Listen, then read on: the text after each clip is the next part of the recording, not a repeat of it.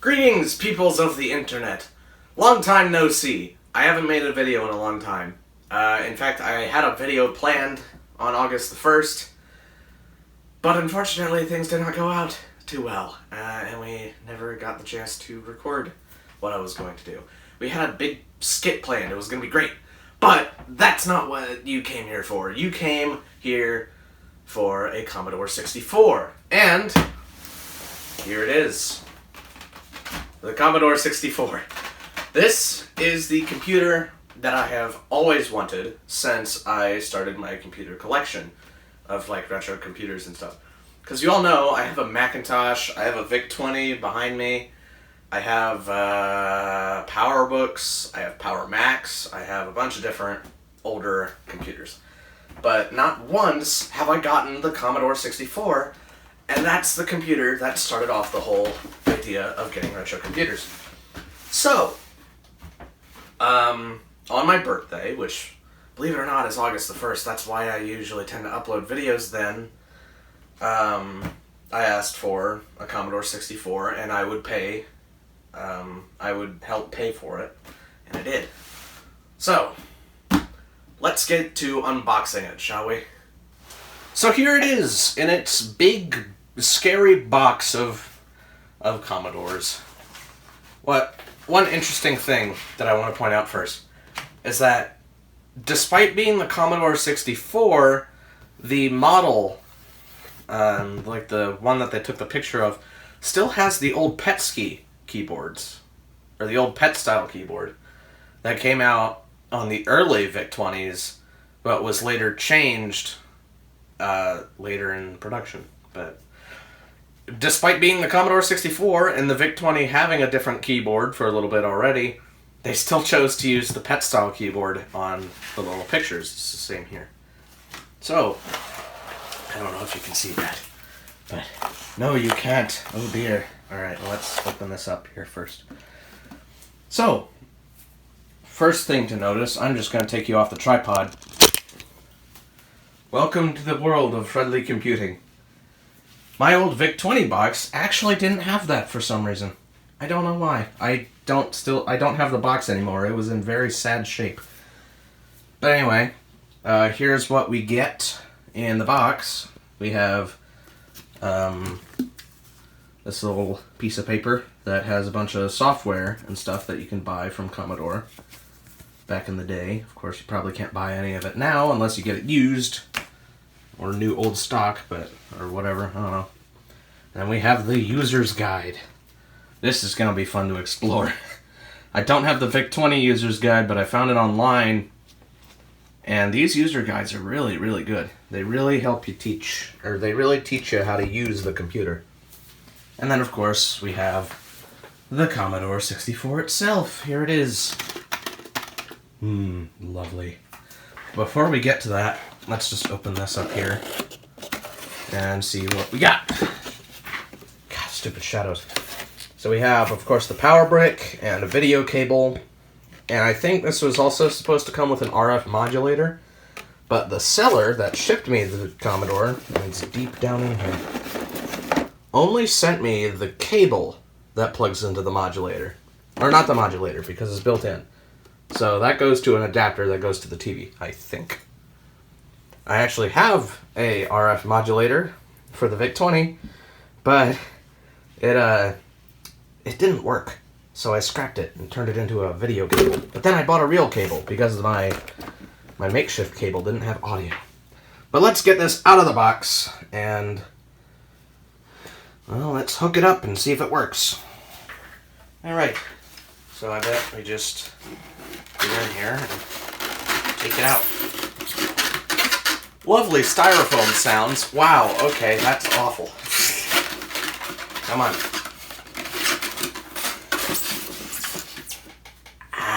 That just hurt my ears. So here it is. The computer itself. If you haven't seen a Commodore machine of this era, this is not a keyboard. Well, it is, but it's the computer as well. Isn't that fascinating? Let's just set this over here for now, and then get everything else out. So obviously there's the RF cable, which is useless for me. May come in handy. I don't know. And we have the power and video cables. Oh dear. Alright. This power supply is also the one that came with my VIC-20, because the power... Well, the seller didn't give me the power supply for the C64, and B, later revisions of the VIC-20 use the same power supply that goes to the C64. And that should be that for now. It's a lovely box, honestly. And I'm really glad that it's in better condition than my VIC-20 box was, because I can keep this on display and I don't cringe to look at it. 64K of memory. That was a lot more than the VIC-20 had. So, new. Yep. New, alright. Alright. So we'll just put that down there for now. And let's bring out the console once again. So I have my little TV here, so I can see what's going on, because that'd be pretty important. And real quick, I want to compare this to the VIC-20, which I have over here. That's right, I have two. Well, not two C64s, but one VIC-20. Yes, I know it's black. I don't know if it's even in shot. I'm going to look at that. But it looks pretty similar, doesn't it? But, yeah. Interesting thing that I saw. I'm going to take you off the tripod again. Ugh. So, if I could pull up future me, if I could pull up a little clip from an 8-bit guy video, he did set a Commodore 64 and a VIC-20 next to each other. And if I recall correctly, it was the VIC-20 that was taller than the C64. But if we look at my machines here, they're actually the same size. Interesting. And then another thing is the keyboard, of course, is the same, or is the later revision one. It doesn't have all the PET style keys. It has a little more rounded, smaller font on it. Looks a little bit nicer, although I do like the look of the PET keys. And then we have the brown function keys over here. Now the keys on the C64 actually look quite identical, but the function keys are gray this time. And also, though I don't know how well I can do this on video,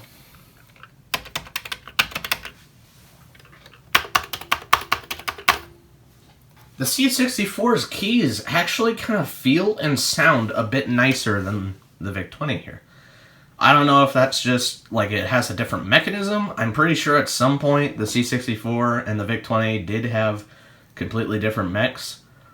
But I also think, I don't know if I'm thinking this correctly, but I think the VIC-20 also came with gray function keys, which means it came with this keyboard in later revisions. Mine is the smaller board version. You could probably tell just by the keyboard. Well, maybe not, because I had a band teacher that had a VIC-20, and it had the old style motherboard, but the new keyboard. And mine has the little plug there instead of a two-pin socket. Now let's turn them around real quick. I'm going to show you one more thing, and then we'll get to looking at the screen. Ooh, let's flip that around. So first of all, of course, they're the same height, which is strange already, but I'll tell you why I think it actually makes complete sense why that is like that. If we look at the VIC-20, the fact that it's black is kind of making that a little harder to find out, but of course the tape drive and user port along with video and serial are in the same position as the C64, but the cartridge slot on the VIC-20 is really big, and the C64's is really small, so they put the RF modulator into the console. But if you look right there at the top, how it kind of has a curve for the plug, it's actually the same, or the little curve is the same on the VIC-20, or at least on mine. And I wonder if later revisions of the VIC-20 used the same mold, like the top half mold as the C64. And if we could pull up another 8-bit guy video where he reviewed the Commodore, or the C64 Maxi, which is like a remade version of the C64.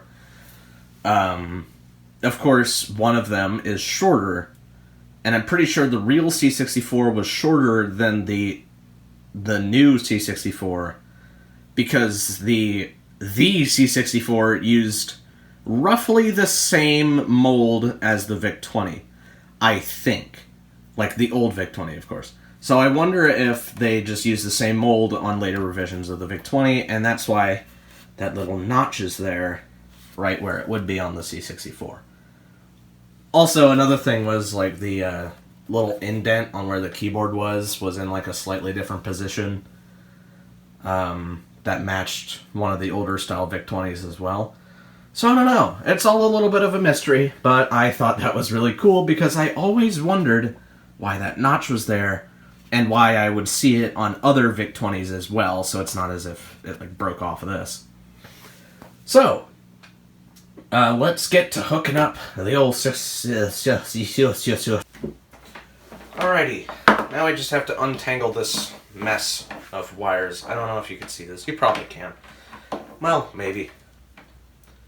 I need to get a proper proper camera that I can see what I'm recording while still using a decent camera.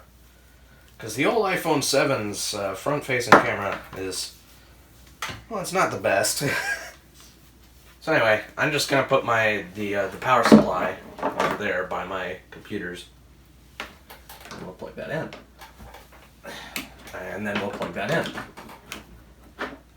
One thing I should mention while I'm hooking all of this up, the Commodore God, I can't speak today. The Commodore 64 and later VIC-20 power supplies have this common failure where they will start pumping more and more voltage into the computers and just frying them. And that's no good. Where is my video cable?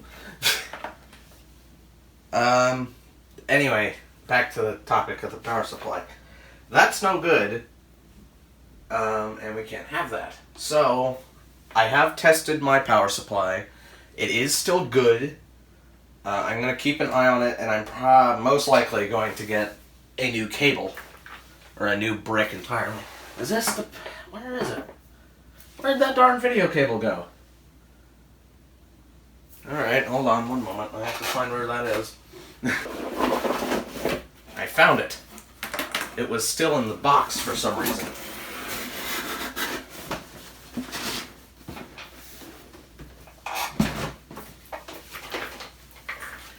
Alright. Let's hook this back up to the TV. Or not back up, but let's just hook it up to the TV. This is just a generic little television, because my only other generic little television is upstairs, and it's a CRT, and I don't want to haul that all the way down here, so just gonna have to deal with me using an LCD for now. Anyway, that just plugs right into the back here. Also, another good thing is that I don't think that this is yellowed. So that's good. At least I don't have to do any retrobrighting because I don't have the materials to retrobright right now. But let's wait for the old telly. And... nothing. A whole lot of nothing. Although video does go away on the TV, so that does mean that it's giving a signal of some sort. And though I don't have the little box that goes with my NES's RF modulator, I have tried RF. Yes, believe it or not, I unboxed this off camera before I did this and tested it, and it did not work. So, just wanted to see if we were lucky, I guess. But I tried an RF modulator, I tried channel 3 and 4, I got nothing. So, yeah, something's wrong, and we're gonna find out what. Before we do, I need to find my screwdriver. I have achieved screwdriver. 2 of them, actually. So, in fact, I think what we're going to do is a full disassembly because the case could use some cleaning, at least some of the keys and stuff. So we're just going to go ahead and do the whole thing, shall we? So there are, of course, 3 screws here. Now we need to unscrew.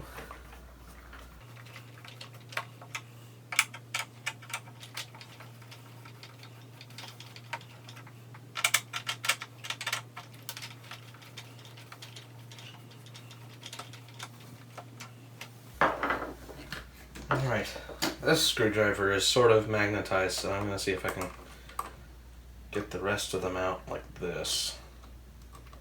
Come on. Alright, fine. Come out this way. Come on, buddy. There we go. Alright, that works. So this actually took a long time to find this computer for cheap. It's so strange how expensive Commodore 64s are on eBay.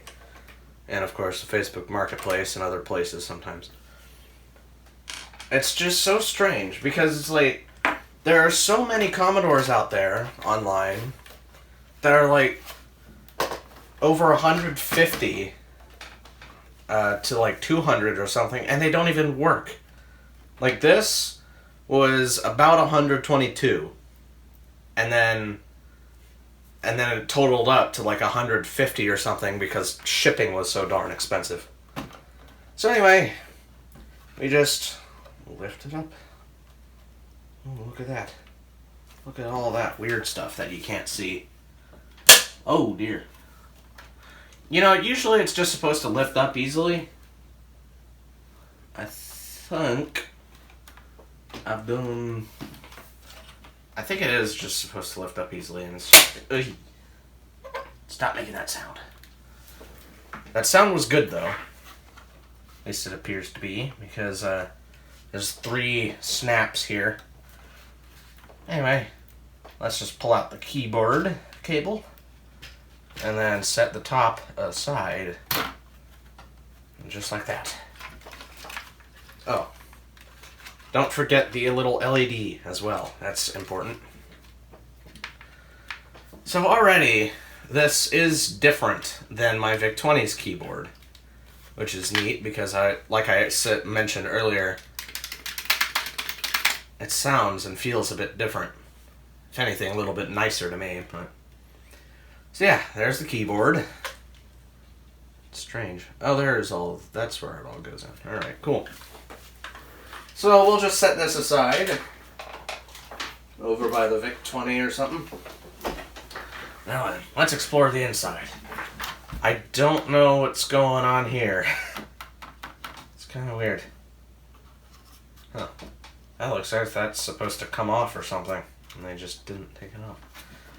That's weird. Why is it all bent up like that? Has someone been in this before? Oh, let's find out. Does it come off any easily? No, it's just a piece of cardboard. Alright. So, here it is. 1983.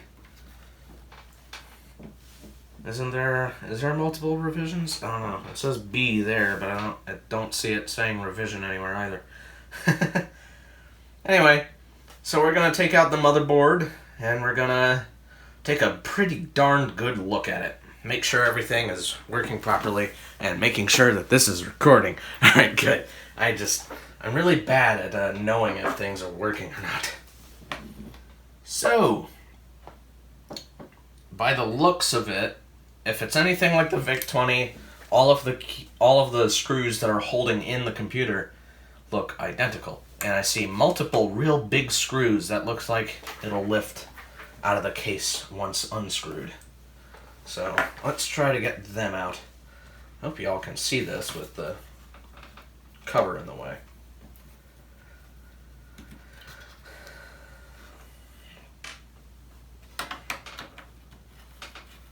Yeah, this looks very different than the VIC-20 motherboard.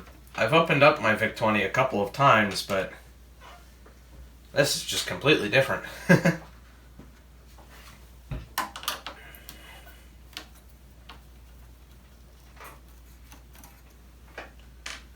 Also, another thing while I'm doing this, plan was for this video to actually be like a completely different format for the Tech Toasters, like a whole new thing where I would dub over my voice and then I would just have a bunch of separate recordings, sort of like the 8-bit guy. But then, of course, when me sitting at my seat, I don't know how to pronounce the YouTuber's name, but I'll put a little picture of the name on the screen. But, you know, I kind of wanted to do something like that, and it was gonna be a pretty neat format. But I just don't feel like I have the patience to make a video in that sort of format, because it looks like it would take a while having to record each video thing without really saying much that's important to the camera, and then ending up dubbing it over. I just don't feel like that's kind of what I can do. I mean, I can do it, but either way, here it is. Wow. Oh, yeah, that just comes right off. Good. I'm gonna see if I can straighten this out later. And wow, that is a really shiny little thing, isn't it? Is it soldered like it is on the VIC-20? It is. How unfortunate. That means we can't look at the bottom easily because I don't have a good soldering iron. Anyway. So yeah. Isn't that neat? So let's get a little closer and see what we got. A little case plastic can also go over by near the VIC-20. Look at that. Well, you can't see it. Now we have a full C64 over there by the VIC-20. So, here's a little board. It's pretty neat. Pretty neat indeed. Now then, let's see if I can spot all the little chips and such. Let's see here. We see a 6581. Here's a 6526. These are all moss. Don't know where I was going with this part of the video, but hey, here we are now. A lot more of these chips are soldered than what they are on the old VIC-20. Let's see here. This little panel should come off pretty easily. I say pretty easily while I'm struggling, so. Alright. Let me get it off. Like this, perhaps? How about like this? Come on. How about now? Aha!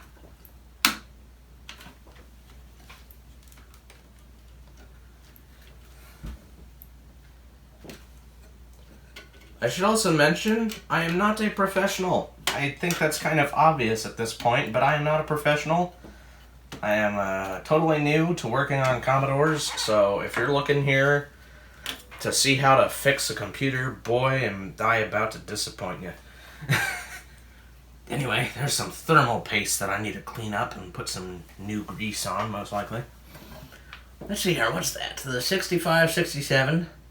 I believe this is the video chip, and that might be the SID, I think. If memory is going in order or correctly. My brain, it doesn't work, okay? So if I sound stupid, it's because I am. Anyway, so one thing that the 8-bit guy does, and that I am about to attempt, is re-socketing the chips. Wake up! The computer back there is trying to sleep. Anyway, I'm going to re-socket some of the chips, or at least try to, because sometimes that fixes things. So we're about to see if that fixes things. We'll start with this chip over here, though I wonder if it's the video chip that is at fault. Anyway, you don't need to lift it up too far. You just gotta lift it up a little bit and push it back down. Good as new. Probably. Probably not. I don't know. We're gonna find out. Let's go for this little tiny boy here. This is gonna be a tough one.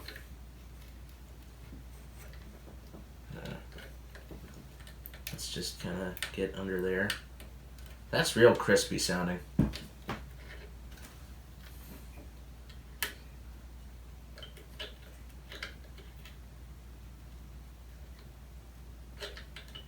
Like I said, not too much force. You don't want to break it. You don't want to pop it all the way out. And if you do, mind where it is. For example, circle is on this side, so if it comes out flying, I'm gonna have to figure out how to get that back in easily without screwing anything up. So that side's lifted up pretty good. Let's get back on this side. Lift it up a little bit more. I wish I had the proper tools for this kind of stuff. Alrighty, that's been a little bit resocketed. Let's get the big chip, because that's going to be the hard one. Because it's like right next to the shield there. Also, contact cleaner. I might also try that. Goodness gracious. That's like... It's got like thermal paste on the pins, and it's all just really, really crusty. Alright, so I might actually completely take out this chip, clean it, and then clean the socket that it be sitting on. And then we're going to plug it back in and see if it works. Because, golly, that is crusty. Because it's like, if paste got into the pins, and considering I was getting no video, but there's still plenty of power, which also, that's another thing that I tested off camera before I started recording all of this. I plugged in my tape drive to see if it was getting power, because I have no idea where our multimeter is.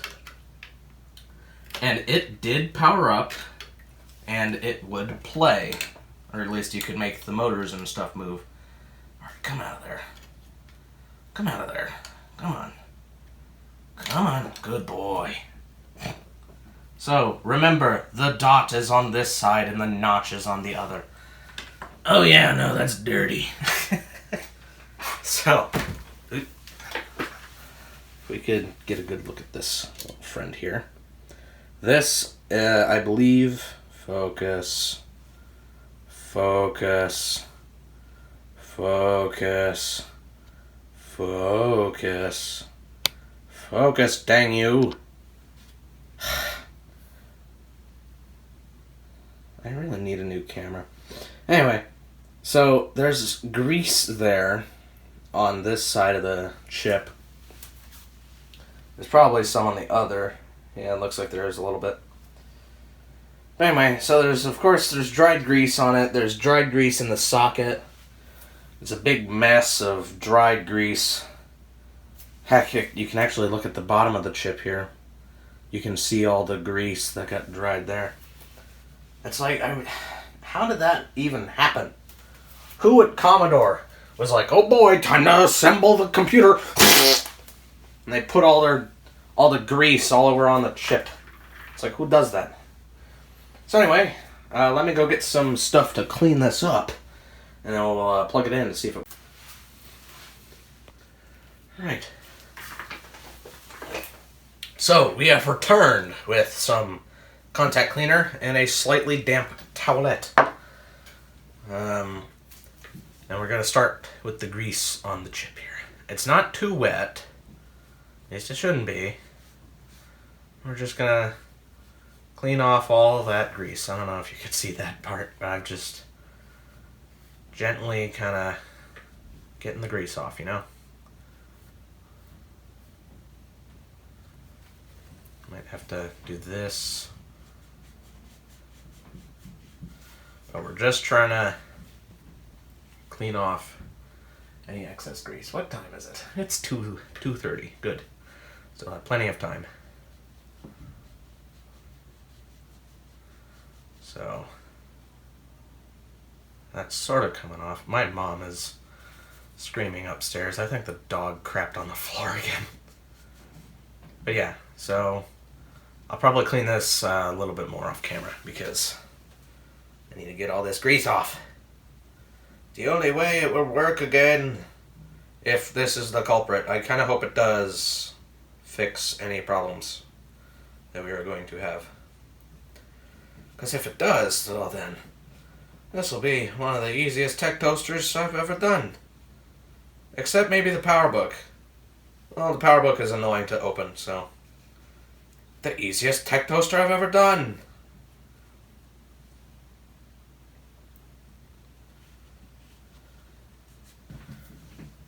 Alright, that's the chip basically done. Now we just gonna...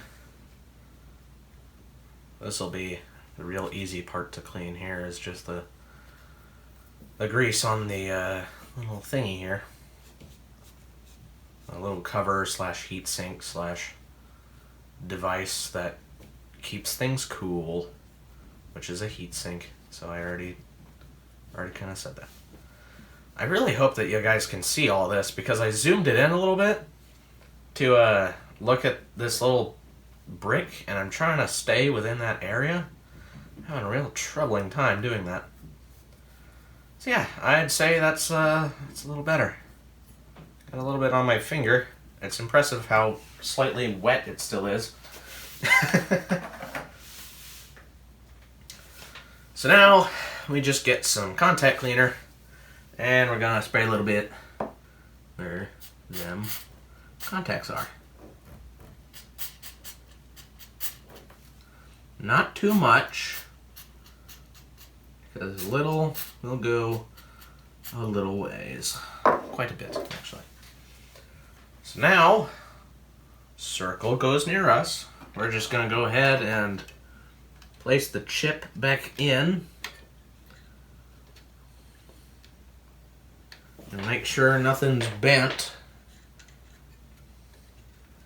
or anything, because, well, we got to make sure that all of it gets in the socket, preferably.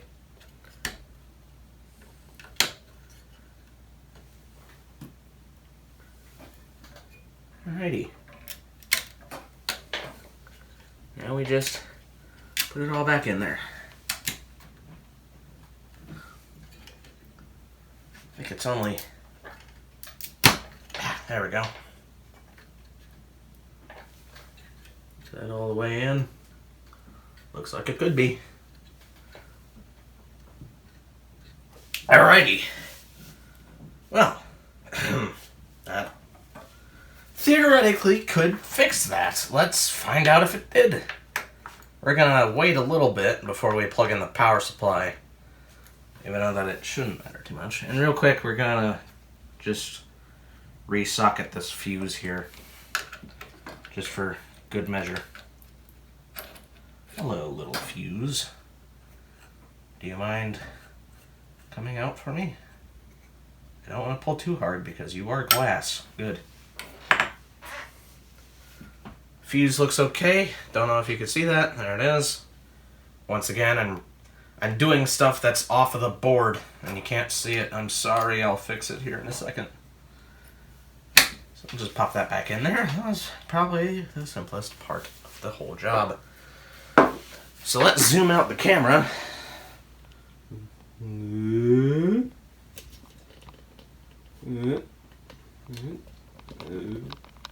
Get it all in there. There we go. Alright, now let's power up the board. See if it still works. I mean, it should still work just about as well as it did earlier, but, you know.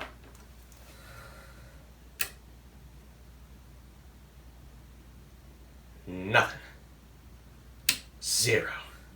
You saw something flash up on the screen. Well, maybe you didn't. I don't know. I saw something flash up on the screen for a second. Yeah, up there. So it's definitely just trying to display something.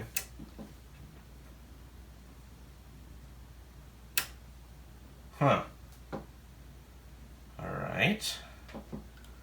So obviously the problem is with something else. Let's figure out what it could be. Woohoo! Huh. Yeah, I'm, that could be a problem. Come on. There we go. Anyway, Anyway, that, actually, the RF modulator might be able to come off because it looks like I could sort of get it off, and that would probably help figure out something. Everything looks normal. I really wish I had a multimeter.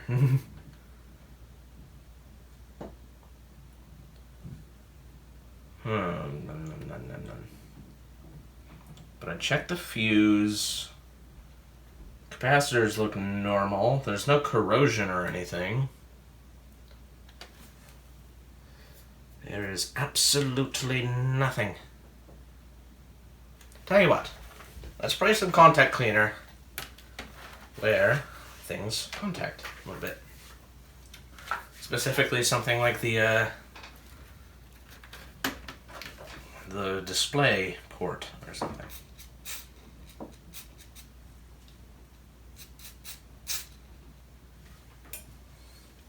Just gonna spray a little bit on the cartridge port there. Oh dear, I hope that doesn't hurt wood, because that's getting a little bit on the desk. Oh boy, it smells fun in here. Should probably not be breathing this. We're gonna put a little bit in the power there. Why not some in the cartridge ports? Once again, not too much. And then maybe a little bit on those little card slots. And in the meantime, let's listen to some lovely keyboard sounds.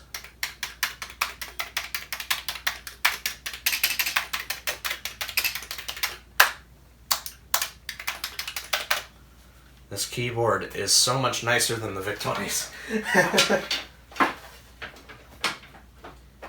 It's like, I love the VIC-20. It's been my Commodore machine for a while. But golly, that keyboard, I don't know. The VIC-20's keyboard is not my favorite. Anyway, it actually looks like it's already dried up a little bit. So, yeah, see, some of the little things that holds the RF shield on it has came loose. I bet this was serviced before. So, yeah, I don't see any corrosion. Well, now hold on. No, that looks like a slightly newer chip or something. So the pins look a little different. I may ask my brother or my dad if like I sprayed some of the pins and stuff, if that would perhaps help it. Because unless there's something on the bottom that I'm missing, and I should probably look at it, I'll look at it after this test, after this next test here.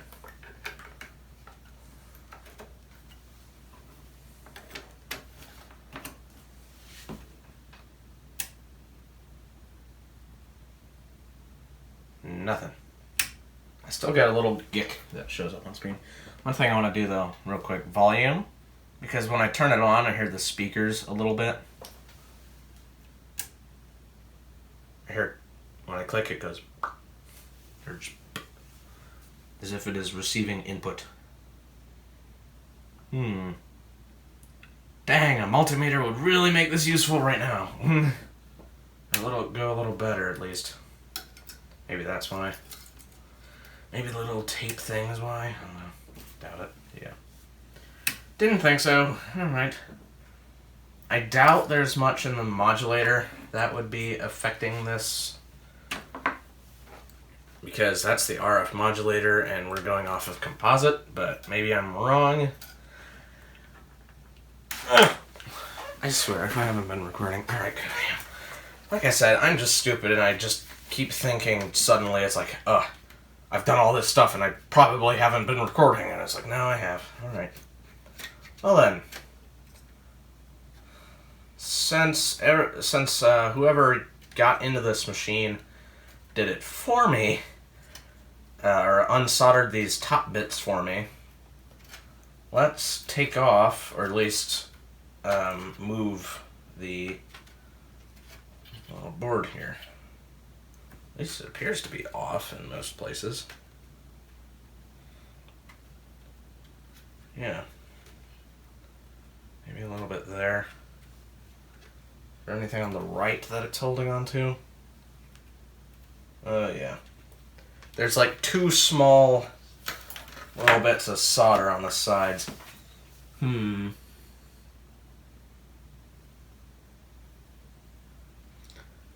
no expert, but I don't know. I think the best way would be look at the bottom. But someone only soldered 2 points on the sides here, and they are my only way in to the bottom.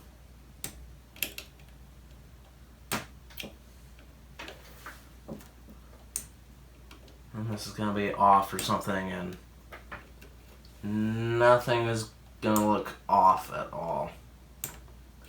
And I would have just wasted my time getting into this.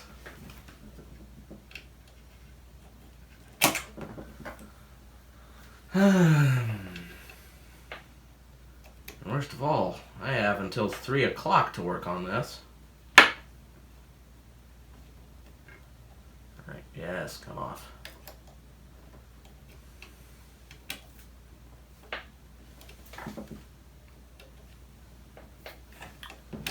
Get off of that pad.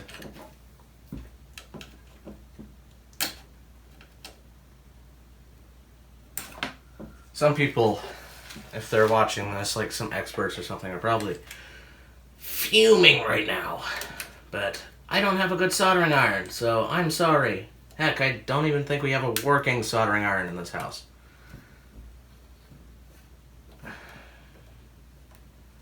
And again, I've always... Well, okay, never mind. They soldered it in one side of the board. That might work for now. Will that be good enough for now? Yeah. It'll be good enough just to look inside and see if anything is wrong. But, probably can't see it because I need to look at this in good lighting. Nothing down here looks off. Everything looks quite normal. Dum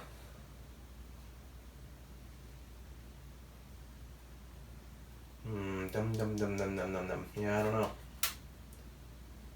Like I said, there's with at the bottom, no corrosion.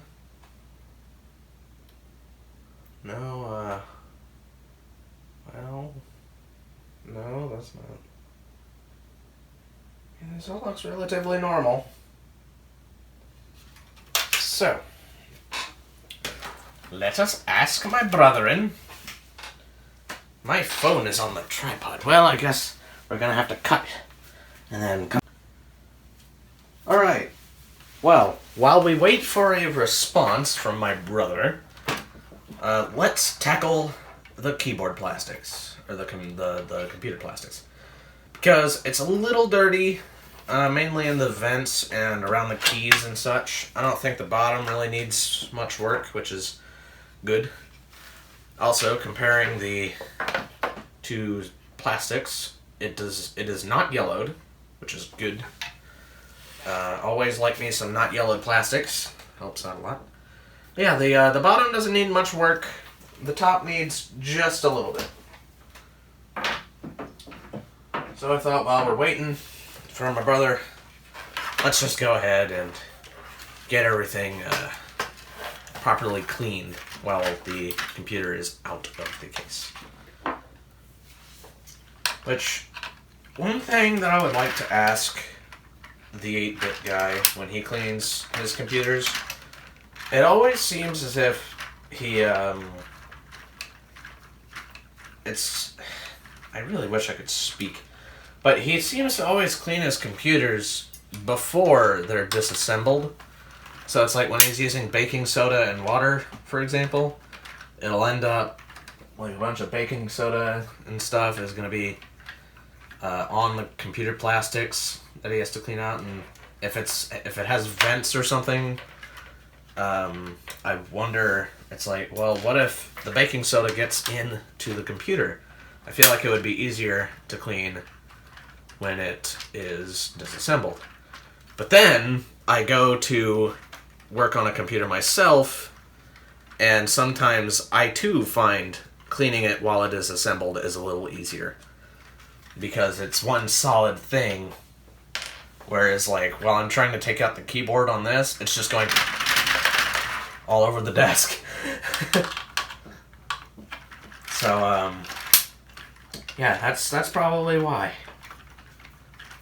Also, these snapping sounds coming from the screws, I don't remember if it was from an 8-bit guy video, but someone said that that's usually a good thing because that means it hasn't been tampered with since it was built. So, considering that the solder around the motherboard to hold the RF sheet on was like desoldered in most places, I definitely think this may have been serviced before.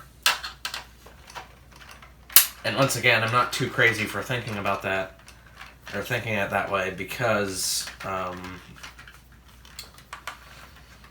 crap, what was I gonna say? Why does my brain not work today? Oh yeah, the side of the top and bottom piece of the computer seemed a little off, a little uneven. So, I really think this has been serviced before. And there we go. That's finally out. Also, I know he usually tends to also put a piece of cloth on the table to prevent scratching it. I should probably do that at some point. Be a little more careful, especially with one of my favorite computers of all time. So, yeah. What the heck? It's got little numbers and stuff. It says 5 or 6, then 5, and then that's either another 5 or another 6 or something. And it says 3Y-Jan. I'm assuming that last bit was like a date or something, like when it was built, but I don't know. That's odd. Very interesting. Very, very interesting. I always like looking at little details like that. So now we have a keyboardless Commodore C64. I keep calling it that. That's another thing that my brain does not work with. I keep calling it the Commodore C64. It's the Commodore 64, not the Commodore C64. Oh, there we go. There's our case plastics. I'm gonna cut this here for a moment. So, I'm just gonna clean it with a little wetness. And probably gonna be silent because I have a live lesson to attend to for online school. So I'm going to be silent and listen with my Raycon earbuds. Hashtag not sponsored. But, man, they sure do sponsor, what is it? What's their channel name? That one channel. Put it on screen. Look at the dirt that it's pulling off already. Very impressive. It's going to start in about 2 minutes, so...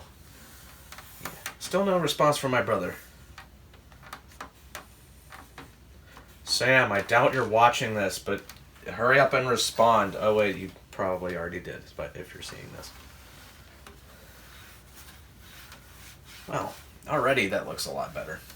That's for sure. I'm gonna sort of get in here with a screwdriver and get it in there. Oh yes, that is much, much, much better. Oh man, that top vent is just clean. Make sure I'm getting the right vent there.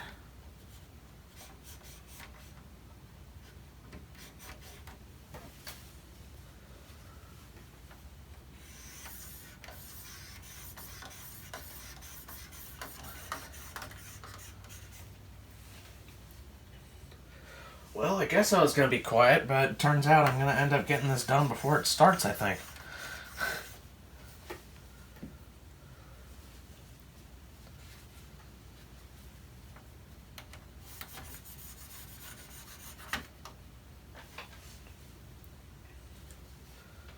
So far, so clean.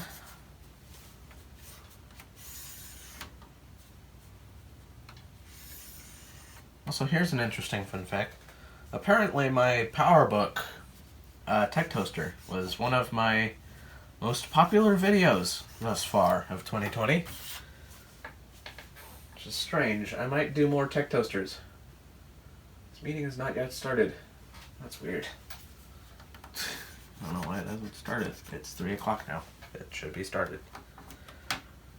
There's a little bit of a black gunk there, so I'm just gonna get that out.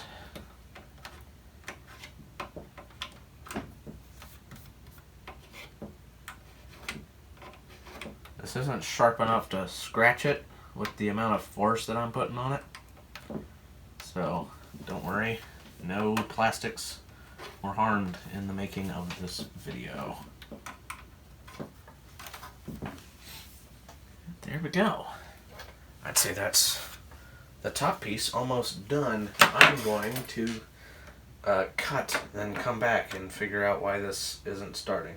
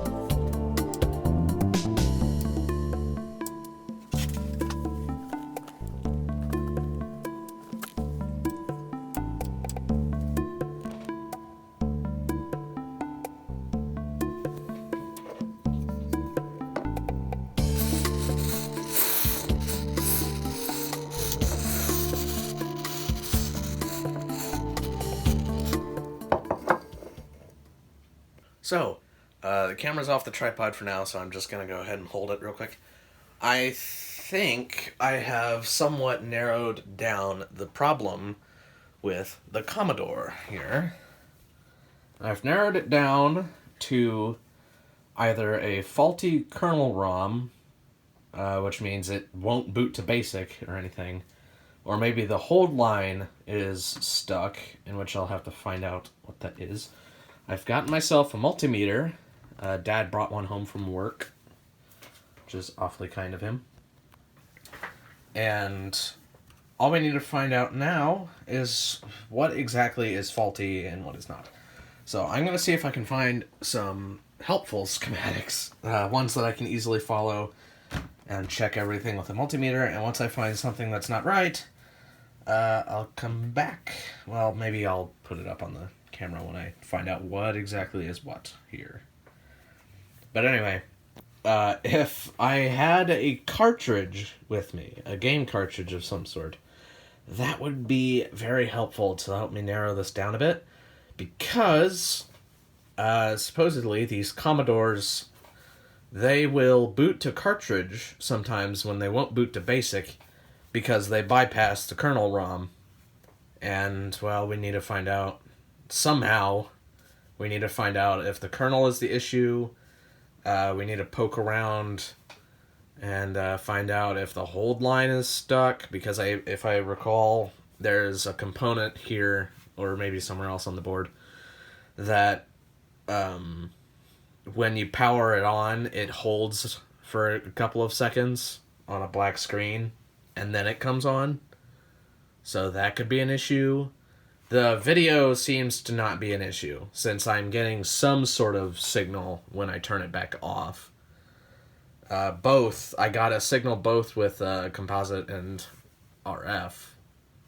Well, like, you know what I mean. A signal of some sort. Anyway, so video chip, I think, is good. So I'm going to put some thermal grease on the little heat sink and then put it all back together when this whole project is over. So now, I don't think the SID chip is a problem either, because, well, I don't think the SID chip would be keeping us from booting to anything. So I'm gonna, or it could be a RAM or a memory issue. I don't know. We're gonna keep looking around. I've asked Reddit, and hopefully we can get this sorted out. I sprayed the entire board with some contact cleaner. Conveniently, my brother didn't respond until after I did it, but I saw online and it seemed like it was alright. So I went ahead and did that, and still no signal. Well, a signal, but no screen. So I've got the keyboard over here, and I haven't put many of the screws back. It's just sitting in here so it doesn't sit on the table. So, I'm going to look at some schematics and see what I can poke around with an old multimeter. Alright, so real quick, before I figure out how to look up stuff on schematics and whatnot, I did find the kernel ROM. It should be that chip right there. I am yet to find out the thing that holds the power, but I'm going to see what I can do with the kernel ROM. But, for now, I decided a much better way to test if the kernel ROM works, and that, golly gee willikers, I'm just getting out my VIC-20 for now to prove how this may work. I have a data set, an old one. It's also been painted black. So anyway, let me pick it back up here. So, you may know, if you try to save to tape, you have to type in save on the computer because the record button is locked until the Commodore tells it to be unlocked.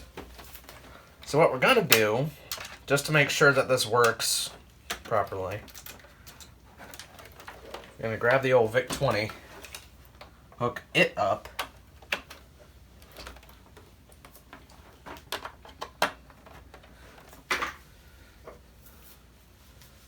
and then see what it does. And there we go. There's our Commodore. Still cannot press record. If I type in save, press record and play, the record button was still locked. What in the world? That's not right. Oh, because I tell you why. I'll tell you why I do. There's a little pin. There's a little pin back there. That's actually probably the reason why it's, yeah. Well, that just ruins the whole idea, doesn't it? Well,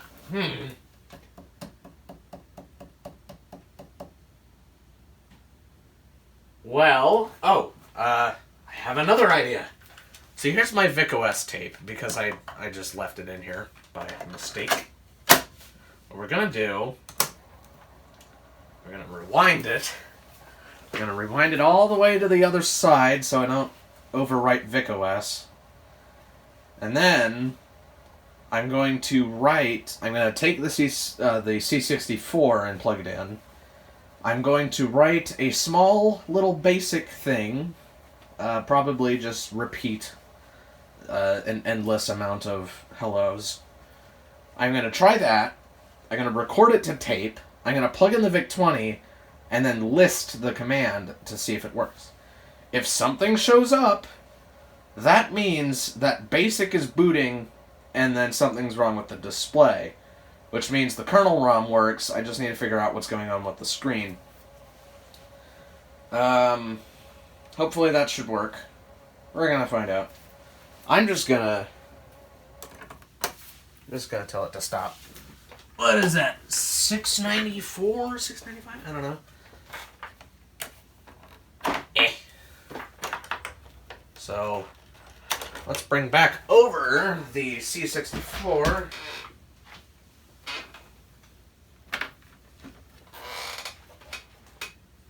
We're just gonna temporarily hook up the keyboard and everything to the computer. It is when my hands will function and plug in the keyboard connector. And there we go. And we may as well plug in the LED as well, just for safe measures.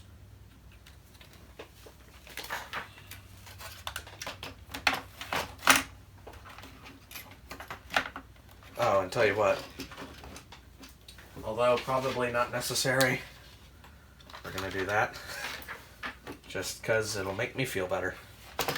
Oh no, the LED's wire was in an inconvenient position, and now it is causing troubles. Alright, there we go. All fixed.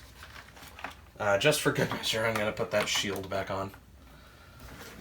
Although I'm sure it doesn't really do much. It is just a piece of cardboard that separates all the fancy little thingies. Anyway, so let's power it on.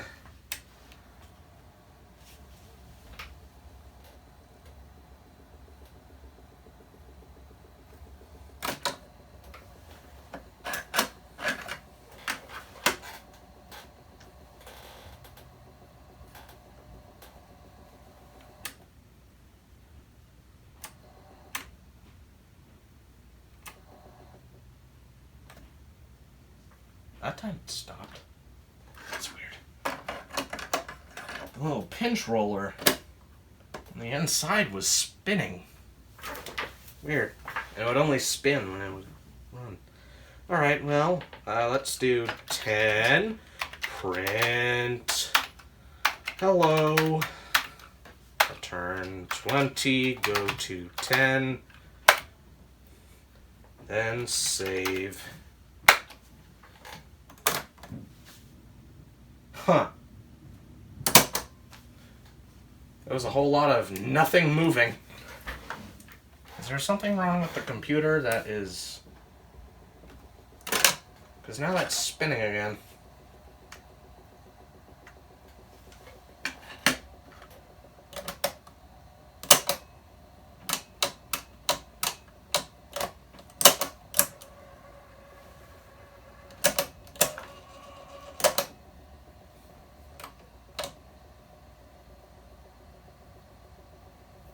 So something else is wrong then. I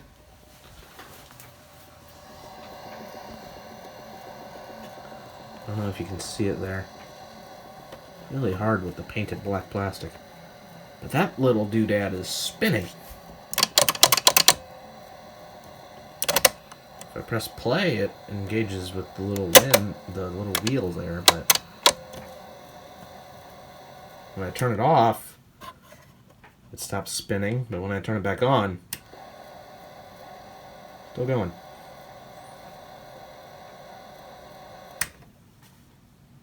Well,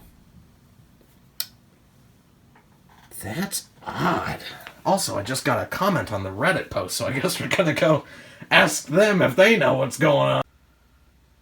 So I just got the response, and they were talking about the power supply, and then use a dead test cartridge, or it's probably a problem with the memory or the PLA.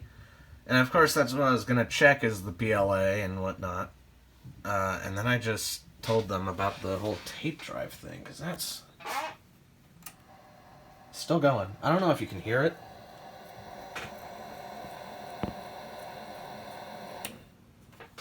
But that's wacky. And of course, then there's the fact that the TV says video when it's not displaying anything, and then goes away when it is. So the TV is definitely seeing something on the computer. Because when I turn it off, it just goes back. This is an adventure. This is one heck of an adventure. And,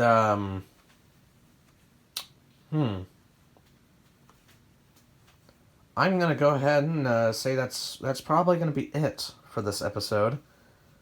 I'm probably going to poke around off camera. And then if it starts working again, I'll come on and explain what I did. And then there'll be a part 2. But for now, that ends this episode. Thank you all so much for watching.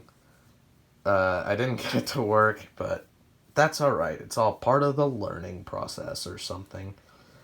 Like, comment, subscribe, hit the little ring-a-ding-ding-ding. Subscribe if you want to see part 2, because, golly, I'll probably be making one the moment that this thing starts working. So, I'll see you all then. Bye-bye! Hello, peoples of the internet. This is a continuation of the episode. I know I literally just said that I'll see you in a part 2 when I figure out what's going on. And believe me, there will be a part 2, most likely. I'm just gonna show you what I have found.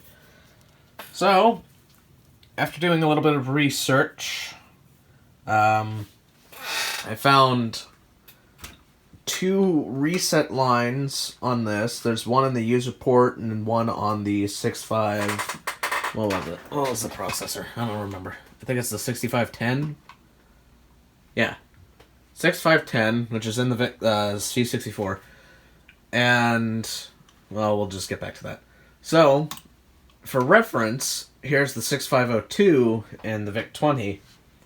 And here you can see pin 40 is reset and pin 21 is ground. Pin 1 is also ground. That's what I was testing with. So, we have it on DC here.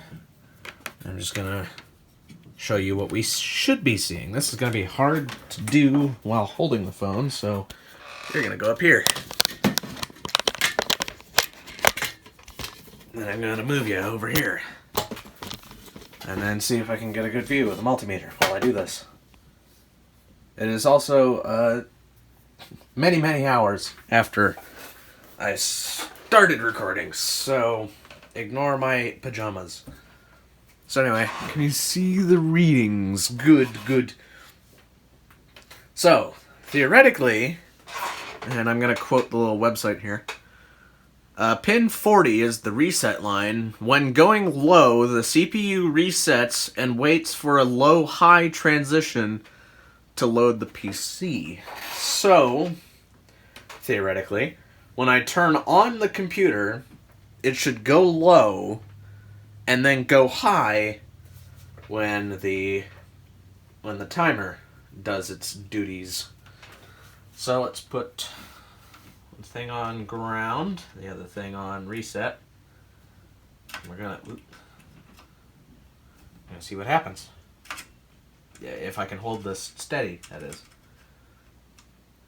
You can see it's pretty low.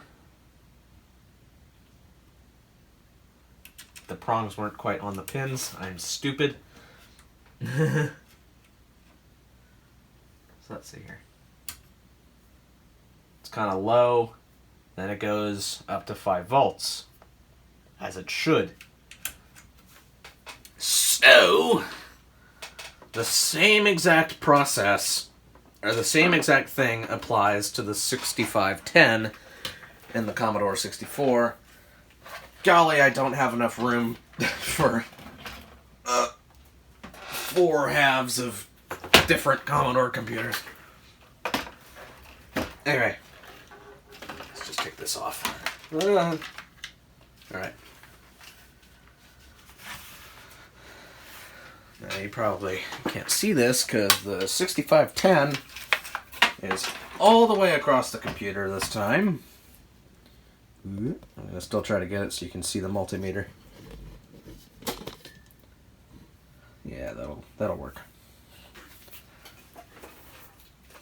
So, if I go to the website here, the 6510 is this little guy, and pin 21 is ground and pin 40 is reset. So, oh goodness, the same exact thing should apply here, where it goes low, then it goes back to high. But here's where things get really wacky. First of all, it's already wacky enough getting these darn things in place and holding them in place. So, right, that'll do.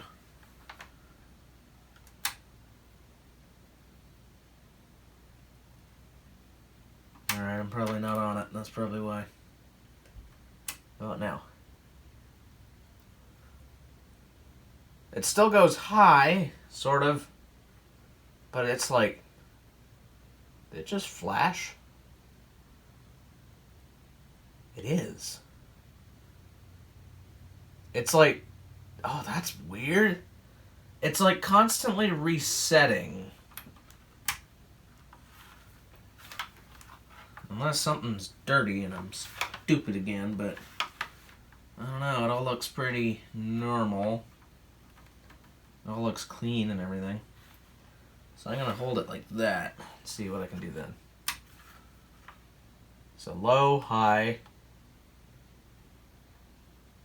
It sits on...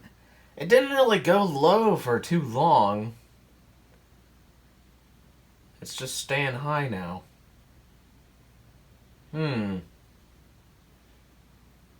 So, does that mean that the clock is actually working? I don't know. I do not know.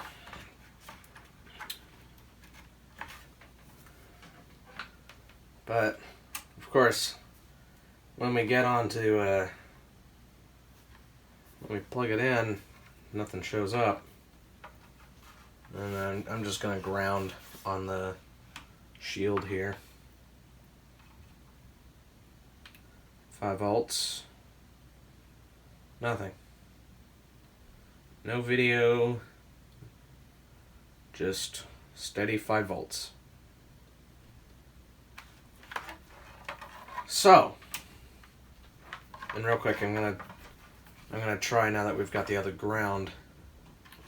I'm going to really, I have to try here because I want to flip the switch still.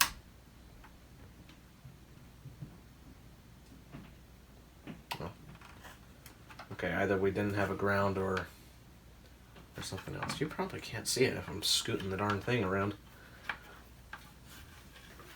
You can probably tell this is a little inconvenient at best, trying to get this all in here.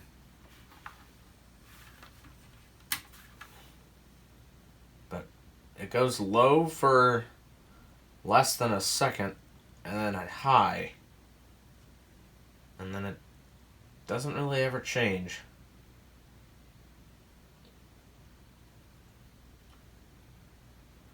So, and then again, if we bring the VIC-20 back here, I have to have the keyboards. The keyboards need to be on top of each other, and then I can just swap out the bottom when I need it. That'll do. So let's bring over the VIC-20 again.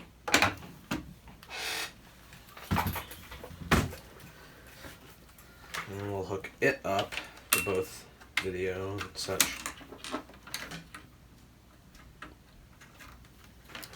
Let me pull up the thing again.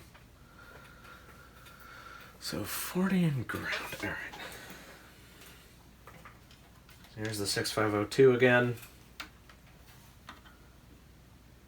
And we're just gonna try to hold it and then turn on the computer. It's low, high.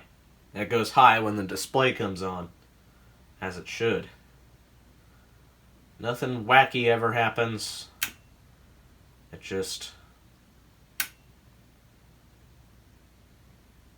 it goes high. So obviously, the timer in this is working. I should actually also probably give some context. I of course posted a Reddit post. I posted a second one, actually, I believe, later, about the clock timer, or whatever it is. But I also emailed the 8-bit guy, and...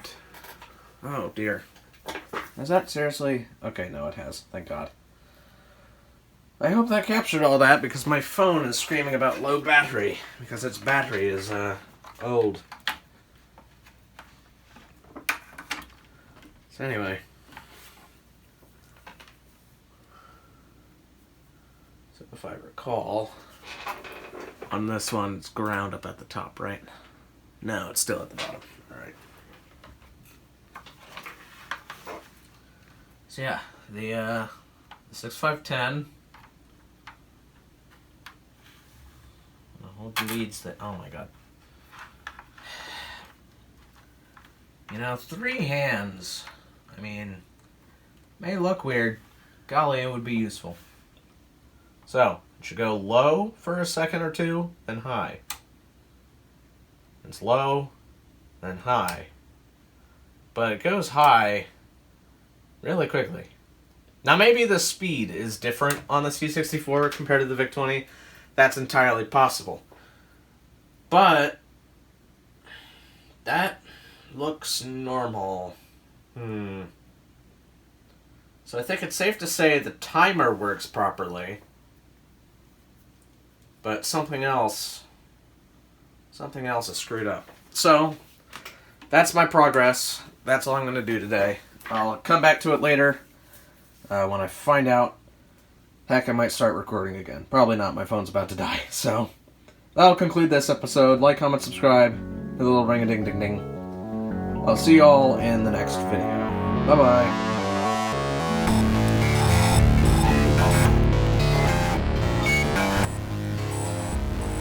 Sit still, facing backwards.